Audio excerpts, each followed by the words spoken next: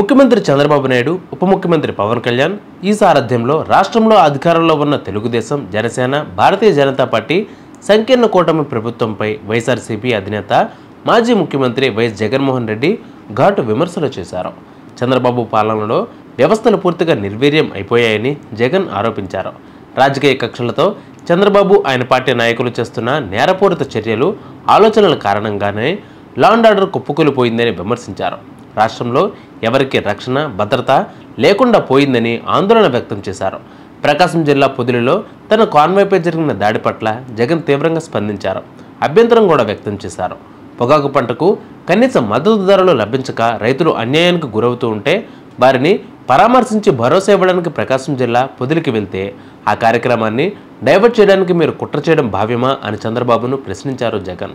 రైతులను పరామర్శించే ఈ కార్యక్రమానికి సంఘీభావంగా దాదాపు 40,000 మంది రైతులు, ప్రజలు తరలివచ్చారని, తాము వెళ్తున్న మార్గంలో మీరు 40 మంది టీడీపీ కార్యకర్తలను పెట్టి వారిని ఉసుగొల్పి రాళ్లు విసిరి గలాట చేయించారని ధ్వజమెత్తారు.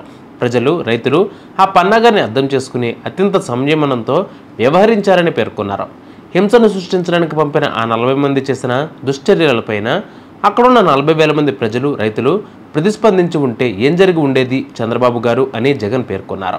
రైతుల సమస్యలపై గొంతెత్తితే దాన్ని డైవర్ట్ చేయడానికి ఇలా చేయడం దుర్మార్గం కాదా అని ప్రశ్నించారు జగన్. పైగా ఉల్టా రాళ్లు మీ వాళ్ళు విసిరితే మీరు ఉసుగొల్పిన మీ కార్యకర్తలు గొడవలు చేసే ప్రయత్నం చేస్తే అన్యాయంగా రైతులపై ప్రజలు కేసులు పెడతారా అని జగన్ నిలదీశారు. పొదిలి పర్యటన, పొగాకు రైతుల పరామర్శ, భరోసా కార్యక్రమానికి వచ్చిన రైతులను, ప్రజలను రౌడీలుగా అభివర్ణించడం దిగజారుడుతనం కాదా అని పేర్కొన్నారు. రోమ్ నగరం తగలబడుతూ ఉంటే చక్రవర్తి ఫిడేలు వాయించినట్లుగా చంద్రబాబు వ్యవహార శైలి ఉందని జగన్ మండిపడ్డారు. ఆ రైతుల సమస్యలను పట్టించుకోకుండా తిరిగి వారిపైనే ఎదురు కేసులు పెట్టడం ఒక్క చంద్రబాబుకు మాత్రమే చెల్లుతుందని ఎద్దేవా చేశారు జగన్. మరి జగన్ చేసిన ఈ వ్యాఖ్యలపైన మీరేమనుకుంటున్నారో కామెంట్ చేయండి.